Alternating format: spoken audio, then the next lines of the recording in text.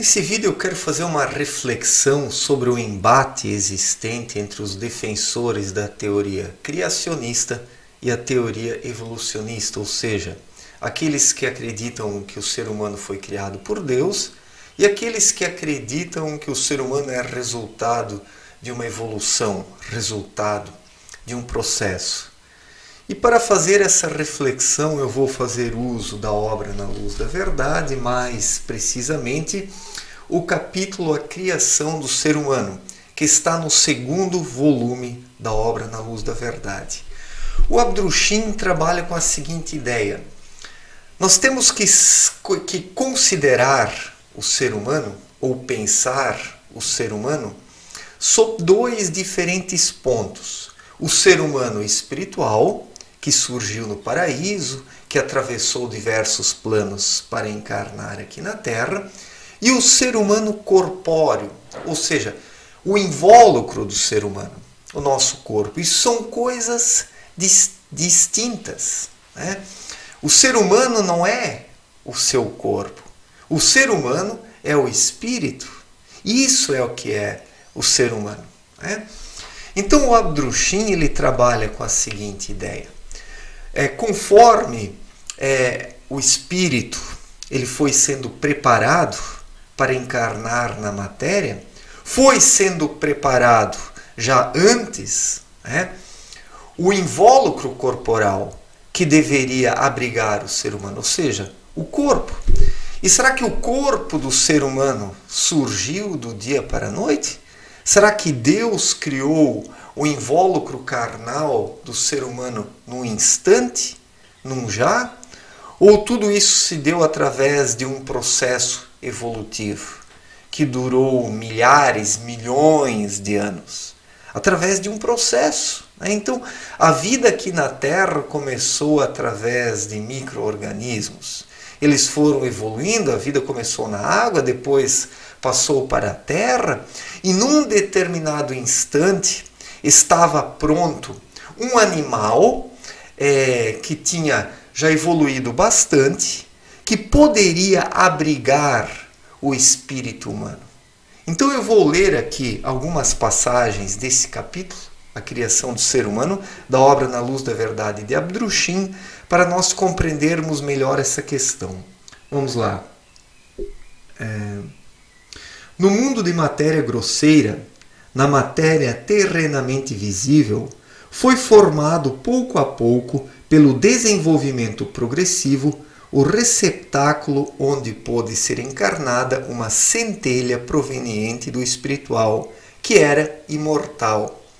Pelo contínuo e progressivo processo de formar, surgiu com o tempo o animal desenvolvido ao máximo, que, raciocinando, já se servia de diversos meios auxiliares para a manutenção da vida e para sua defesa.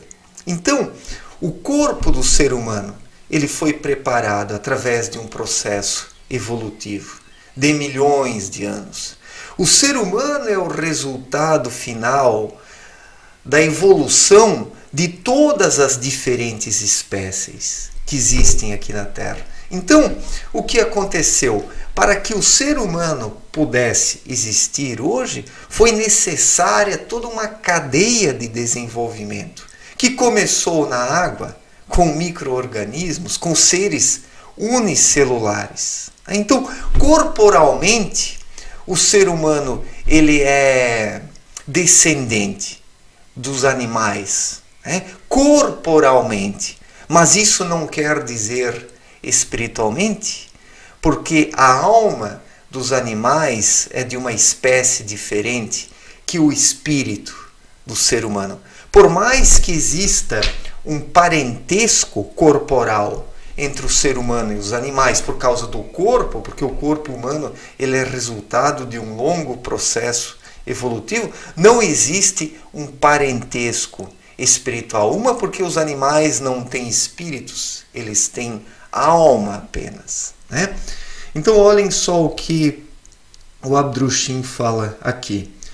Com a afirmação de que o ser humano descende do macaco, literalmente joga-se fora a criança com a água do banho, Com isso se ultrapassa de muito o objetivo. Uma parte do processo é erigida como fato único e total. Aí falta o essencial.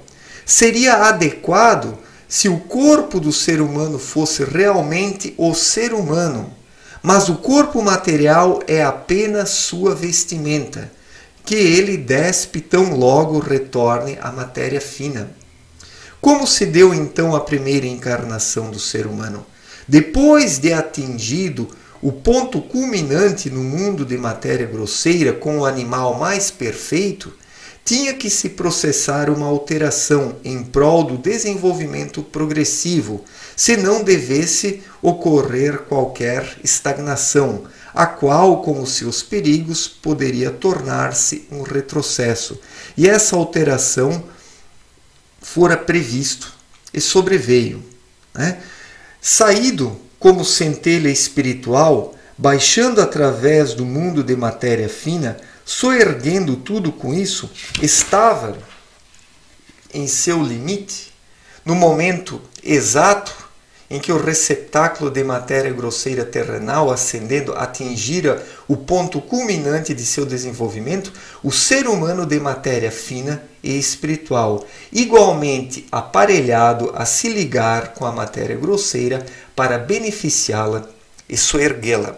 Então, o Abdrushim diz que a encarnação do ser humano permitiu, na verdade, a continuação da evolução da vida sobre a Terra. Se o ser humano não tivesse encarnado naquele animal desenvolvido ao máximo, provavelmente os animais teriam entrado numa decadência, porque a energia espiritual do ser humano era necessária para que todo o processo desenvolvimentista continuasse a se dar sobre a Terra. Como hoje a decadência espiritual do ser humano está corroborando para a decadência da Terra como um todo, nós podemos observar que o ser humano ele cumpre uma finalidade no processo de desenvolvimento da Terra. Então, o que o autor disse? O ser humano ele não é parente do macaco. O ser humano não descende do macaco, ou do ser humano primitivo, ou do animal primitivo mais desenvolvido, no qual o ser humano encarnou. Existe sim um parentesco corporal, mas não espiritual, porque, como eu já disse, os seres humanos e os animais são de espécies diferentes. Então, nós podemos concluir, sob esse ponto de vista, que a teoria criacionista está certa, o ser humano ele foi criado, mas a teoria evolucionista também tem os seus pontos corretos e os seus acertos, porque foi preciso todo um desenvolvimento no reino animal para que o ser humano pudesse encarnar. Então, de certa forma, a teoria criacionista e a teoria evolucionista convergem para um mesmo ponto.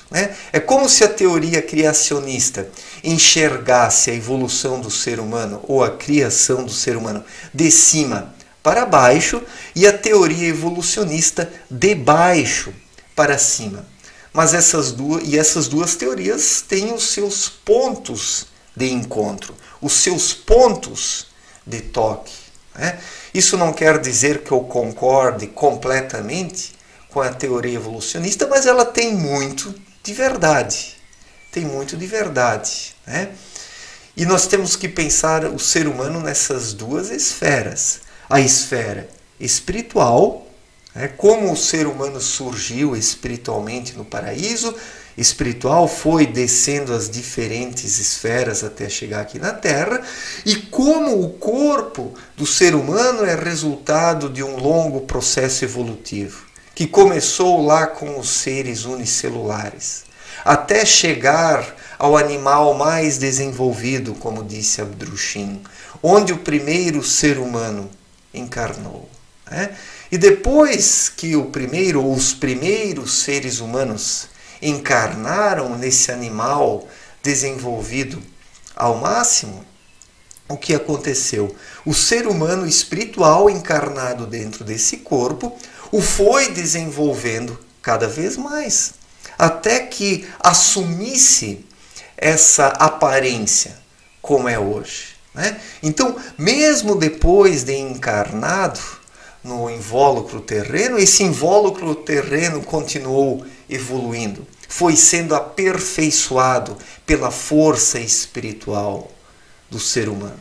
Eu vou deixar afixado nos comentários o texto desse capítulo aqui, chamado A Criação do Ser Humano, que está no 2º volume da obra Na Luz da Verdade, para que vocês deem uma lida, né? Eu fiz uma abordagem e uma análise bem superficial desse capítulo, bem superficial mesmo. E se vocês fizerem uma leitura aprofundada desse capítulo, vocês terão uma compreensão muito melhor e muito maior do que isso que eu apresentei aqui nesse vídeo. Porque quando nós fazemos um vídeo, eu falo por mim, quando eu faço um vídeo, muitas coisas ficam de fora. É impossível num vídeo de 10, 15 minutos falar tudo o que nós queremos. Seria necessário fazer um vídeo de 1 hora, de 1h30, de 2 horas para abordar um tema desses, né? Mas daí o vídeo ficaria muito longo, né? Mas provavelmente eu ainda vou retomar essa questão em outros vídeos. Eu quero indicar para vocês um livro do Arnaldo Amoroso Correia, se chama Ó Terra, Terra, Terra. É um livro bem denso, é um livro grosso, né? Publicado em 1998 pelo autor, né? O Arnaldo Amoroso Correia, que é falecido, já um grande especialista em profecias, um grande pensador, uma pessoa que tem um conhecimento filosófico profundo. Através dele que eu cheguei ao conhecimento da obra Na Luz da Verdade de Abdrushim. Se alguém quiser comprar esse livro, acredito que no Mercado Livre vocês vão encontrar, Ó Terra, Terra, Arnaldo Amoroso Correia, e ele faz uma grande interpretação do livro Gênesis, né? Ele então trabalha de forma profunda isso que eu abordei de forma superficial nesse vídeo. Certo? Obrigado pela atenção, um forte abraço e até a próxima. Valeu, gente!